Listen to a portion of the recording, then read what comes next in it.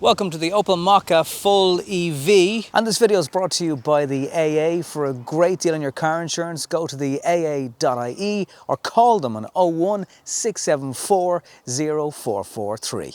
Not the first time we've had it on the channel. We did have an first look around earlier on in the year, but I'm getting to drive it in my own terms, on my own roads, on my own surroundings at the moment. So under the bonnet, some people have actually asked me, is there an engine under the bonnet of an EV? In most of them, there's a motor, and there's cables, and there's wires, and there's batteries, and there's windscreen washer stuff. We've got a 50 kilowatt hour battery.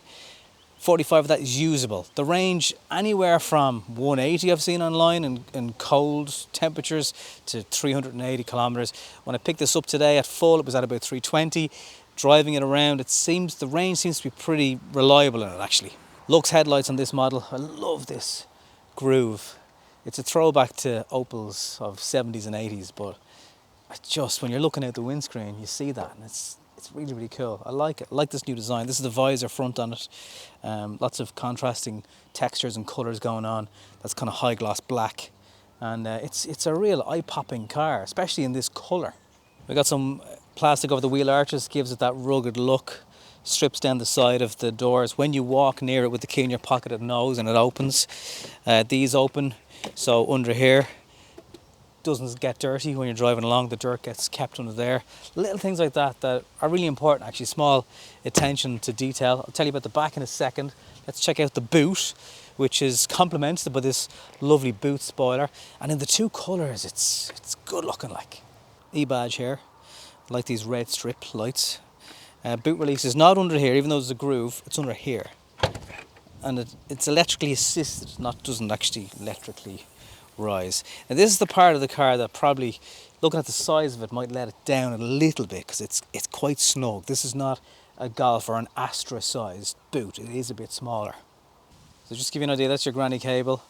That's your Opel bag that contains your Type 2 cable for charging at home and some public chargers on the street. These little grooves here mean that you can increase the floor depth and decrease the floor depth. We do not have a spare wheel. We do have a nice Mokka boot liner. So yeah, boot could be bigger, if I'm honest. It gets a bit snug in here, especially with those two child seats. Okay, but they will fit, obviously. Down here is your leg room. That's also, with that front seat passenger forward, it's okay, but it can be a bit tight. In here is where Opel have really upped their game, because their interiors are just pretty good these days. Nice different colours and textures, and things feel solid. Nice high quality displays, screens, glass, polished materials, all pretty classy. Also in your passenger seat is front Isofix. Charging port is at the back, which sometimes, there we go, doesn't want to open. Rear leg room is okay because they've cut out the backs of that seat there, so actually, it's not too difficult getting the legs in and the knees in, but that is with the passenger seat not all the way back. And as you can see, it's a classy place to be with nav screen nice and wide. And Opel are not afraid of putting physical buttons in their cars. I know some of you absolutely hate screens. There is one problem though. For €6,000 less, you can get a top-of-the-range SRI petrol Mokka that looks exactly the same, arguably in different trim colours, can look even better. It's just the same pretty much on the inside. And because it's not electric, it's lighter. And that drives the driving dynamics into a different perspective. So, as you can see, it's literally like for like. And yes, you won't be able to tell your mates that you've got an electric car, but you will have the same car and actually more range, because on a full tank of petrol, this will do over 400 kilometers versus 300-ish if you're doing well. So actually the biggest threat to the Mokka E is the Mokka. Just a quick reminder, we're on Patreon. You can PayPal us a tip, you can subscribe, you can like, you can comment, you can share. Share the love, do it all. We'd love to get the channel to 20,000 subscribers, and we're getting there, but with your help, we'll get there even quicker. So on this model, which is the top of the range, you got heated steering wheels, glass colour displays, wider nav, which fills the screen nicely. The last version of the Mokka E we drove was the left-hand drive. I'm delighted to see that the driver's console is nicely twisted towards the driver, like really properly twisted. Wireless charging down here, physical buttons for loads of things, including lane departure, the park assist, and yeah, it's good. It's a good long bonnet actually when you're looking at the front of the car, and you'll see that little ridge as well. I love that ridge. CarPlay, Android, 2 USBs in the back. It's all right. It is a little bit tight though, particularly with child seats in the back. And it's the size of car that would be a family car. So the boot, you want to check that out if you're going to use your boots lots. If you're over the buggy stage of your life, if you got kids, it'll probably be all right. So one of the things I get asked all the time about electric vehicles in comments is, I need it to drive to work. Will it do the range it's claiming? I have the full aircon on. I'm doing 115 kilometers in a 120 zone. I might actually just pop on our cruise control. Tell us that I don't mind people being close, and I'm going to put it into 120 kilometers per hour. Okay, so I'm now not accelerating myself, and there's 270 kilometers in the range, 84, just gone 83% of battery. One of the things that seems to crop up in this, and it's remember a 50 kilowatt hour battery, is that the motorway range will eat, the motorway driving will eat the range. And I want to find out if that's true. Now, certainly my experience driving this car in an urban environment was very good. It was quite, now it was doing 19 kilowatt hours per 100 kilometers. The official figures from Opel are 17.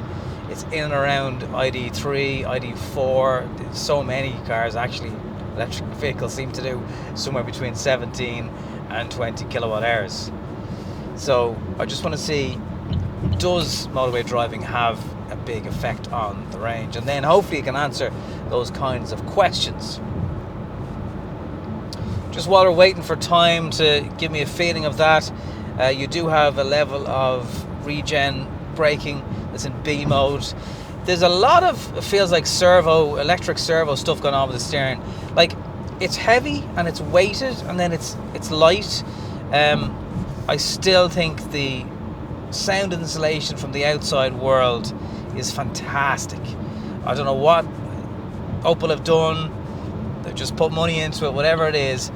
It's not quite S-Class type silence, but it's really, really good. Like, and you hear more tire noise in an EV, and there is that, but just wind deflection, it's really at a minimum.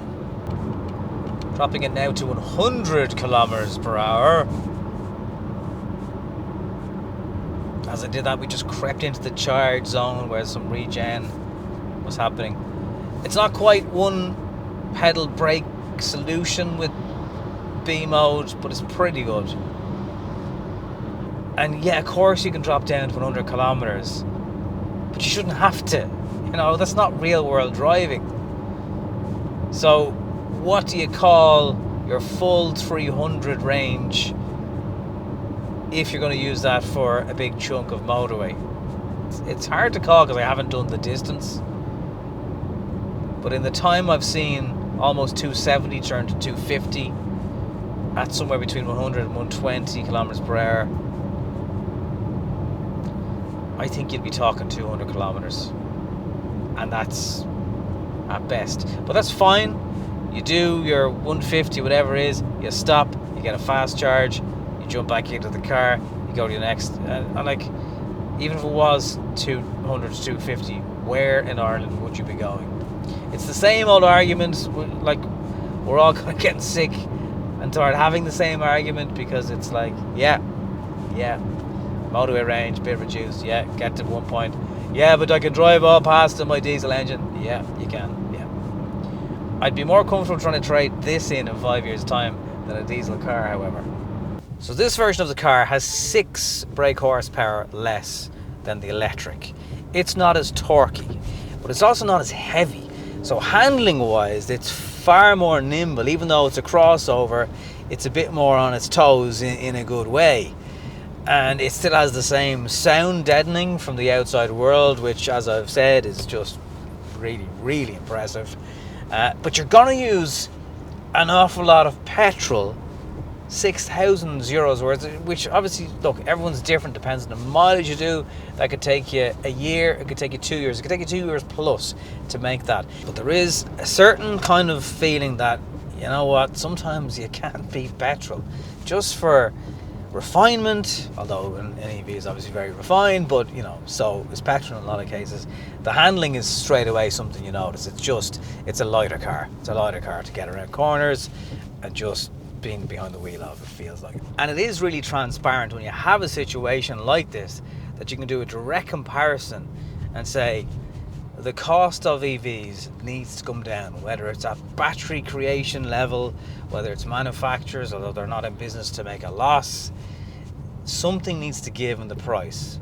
There are other countries in Europe, like Norway, where that gap is much smaller, or in some case the same, versus petrol versus EV. And until we get there, it's a real black and white argument of, this car is 6,000 euro cheaper, are you mad going electric?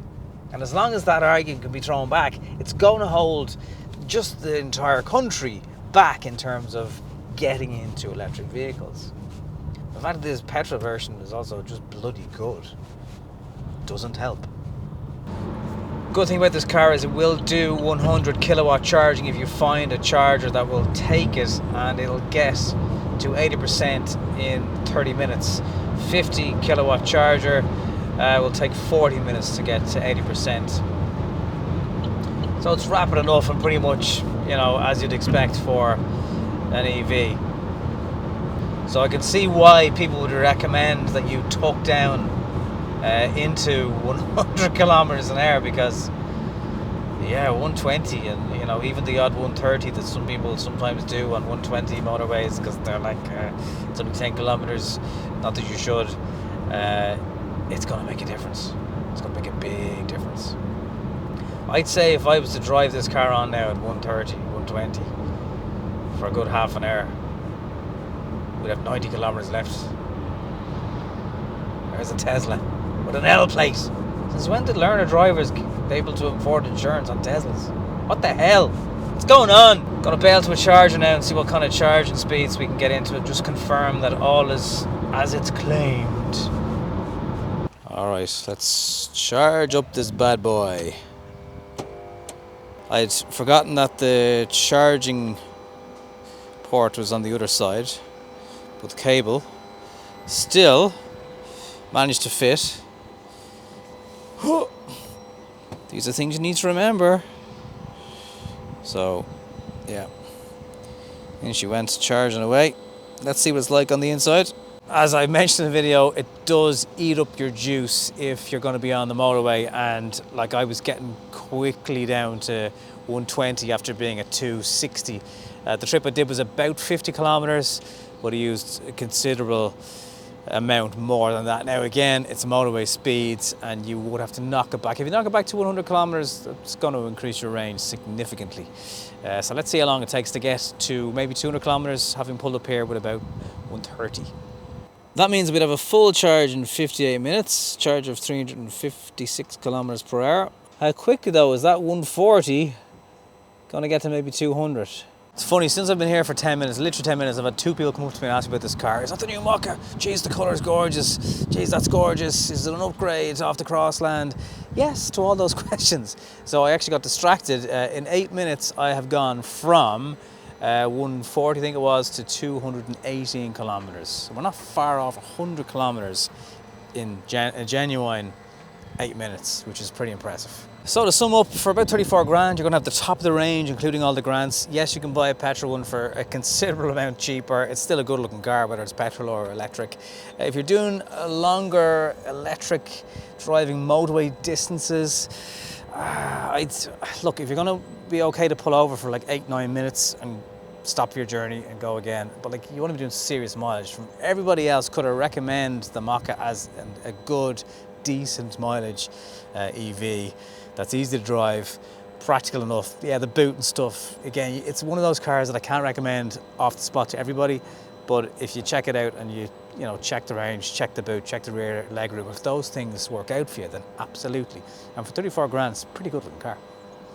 Thank you very much for watching. Loads of ways to support us with comments and questions below. And as I mentioned earlier on, PayPal, Patreon, lots more EV stuff coming up on the channel as well. So if you'd like to check more of that out, if you're thinking about going electric on your next car, might be tomorrow, might be next month, might be next year, hit subscribe and you'll get a notification.